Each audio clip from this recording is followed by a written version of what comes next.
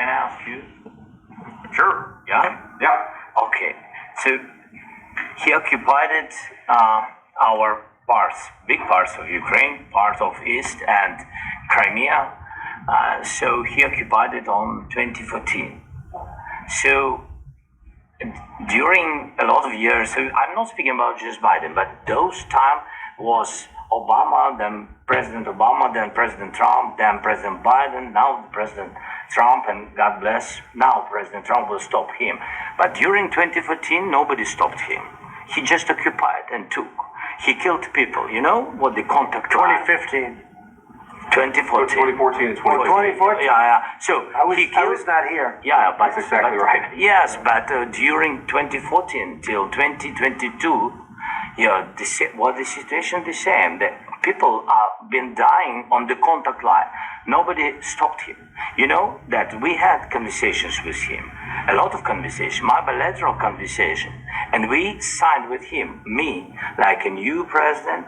In 2019, I signed with him the deal. I signed with him, Macron and Merkel, we signed ceasefire. Ceasefire. All of them told me that he will never go. We signed him with gas contract. Yes, but after that, he broken this ceasefire. He killed our people and he didn't exchange prisoners. We signed the exchange of prisoners, but he didn't do it. What kind of diplomacy, JD, you are speaking about? What do you mean? I'm talking about the kind of diplomacy that's going to end the destruction of your country. Yes, but if you Mr. President, with respect, I think it's disrespectful for you to come to the Oval Office and try to litigate this in front of the American media. Right now, you guys are going around and forcing conscripts to the front lines because you have manpower problems. You should be thanking the president for trying to bring an end to this conflict. Have you ever been to Ukraine that you say what problems we have? I have been to. Count one. I've actually watched and seen the stories, and I know what happens is you bring them on a propaganda tour, Mr. President. Do you disagree that you've had problems bringing people into your military? And do you think that it's respectful to come to the Oval Office of the United States of America and attack the administration that is trying to prevent the destruction of your country? A lot of questions. Let's start from the beginning. Sure. First of all, during the war, everybody has problems. Even you, but you have nice ocean and don't feel now, but you will feel it in the future. God bless. You don't know that. God bless. God bless. You will not have a war. Don't tell us what we're going to feel. We're trying to solve a problem. Don't tell us what we're going to feel. I'm not telling you. Because you're in no position to dictate that. That's exactly what you're doing. You're in no position to dictate what we're going to feel. We're going to feel very good. You will feel influence. We're going to feel very good and very strong. You will feel influence. You're right now not in a very good position. You've allowed yourself to be in a very bad position, and he happens to be right about it. From the very beginning of the war. You're not in a good position. You don't have the cards right now. With us, you start having cards. Right now, you don't. You're playing cards. You're playing cards. You're gambling with the lives of millions of people. You're gambling with World War III. You're gambling with World War III. And what you're doing is very disrespectful to the country, this country. That's back to you. Far more than a lot of people said they should have. Have you said thank you once this entire meeting? No, in this entire meeting, have you said thank you? You went to Pennsylvania and campaigned for the opposition in October. Offer some words of appreciation for the United States of America and the president who's trying to save your country. Please, you think that if you will speak very loudly about the war, you can... He's not speaking loudly. He's not speaking loudly. Your country is in big trouble. Can I Wait a minute. No. You've done a lot of talking. Your country is in big trouble. I know. You're not winning. You're not winning this. You have a damn good chance of coming out okay because of us. Mr. President, we are staying in our country, staying strong from the very beginning of the war. We've been alone, and we are thankful. I said thanks. You haven't been alone. Cabinet. You haven't been alone. In this cabinet. We gave you, through this stupid president, $350 billion. We gave you military equipment, and your men are brave, but they had to use our military. If you didn't have our military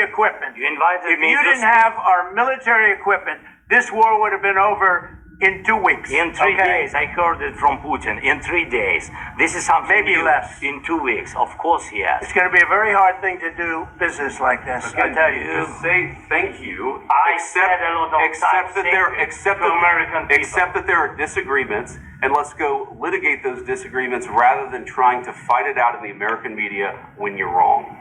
We know that you're wrong. But you see, I think it's good for the American people to see what's going on. I understand, sir. I think it's very important. That's why I kept this going so long. You have to be thankful. You don't have the cards. You're buried there. Your people are dying. You're running low on soldiers. Listen, you're running low on soldiers.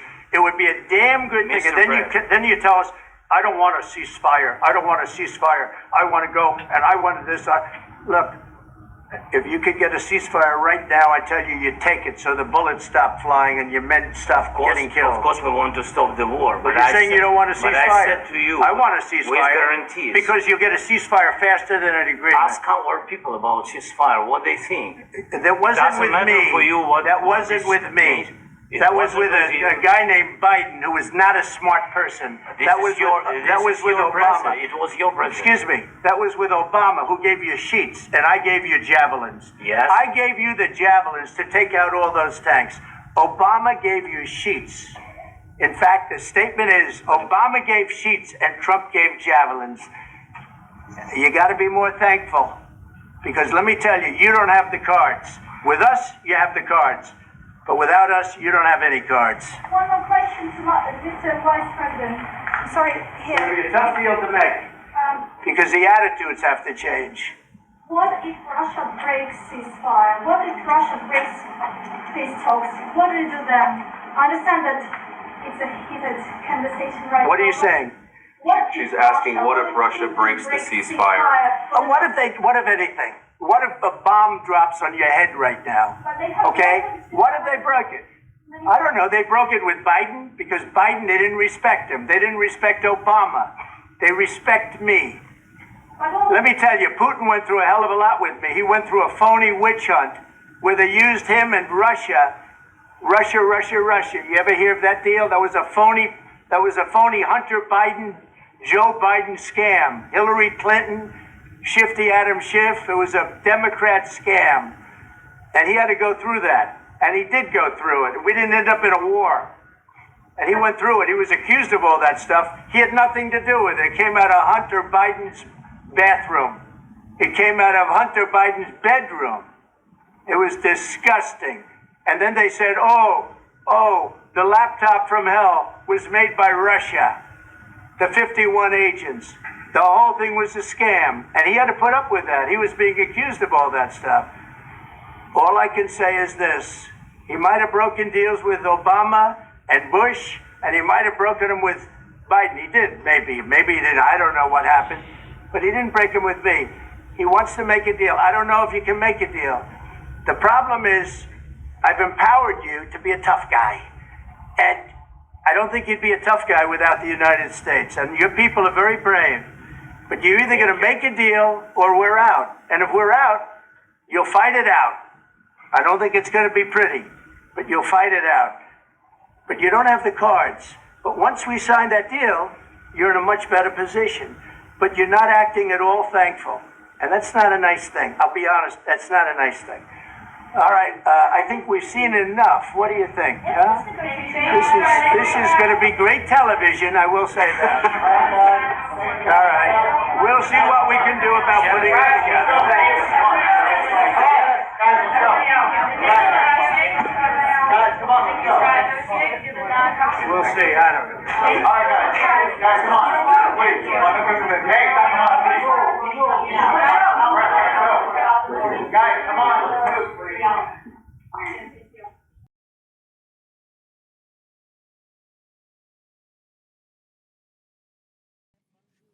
Marcilde Cheslen, Massestar Pizdatzen and the Fakakurim Kisti, Alicio and Rimvoish Family of the Butsanadga, no, Fatson Sarah, Paurim, Kavotaganot Jacks, I said, Borim, Miss Fabuksha, the Tarabes, the Zoder Bit Madavma of Dagam of the Dubzay. Parimia will deliver several subtilities, but the Dubandier was not as not what Chili ever got this for me. His Senol Mirzuelis, the Enya, Presto Baitarim of Shets and I'll do.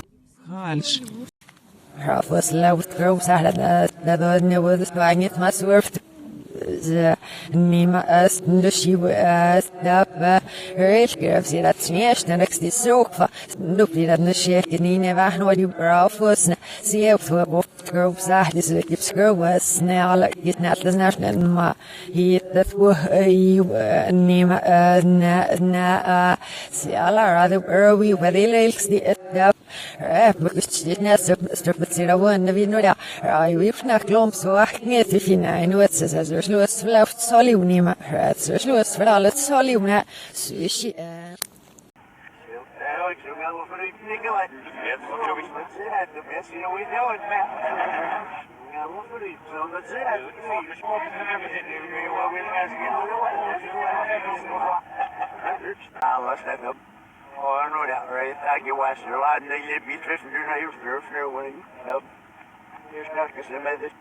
this being an artery, this was shit for that beer of sick, there with buses, we go sorted up.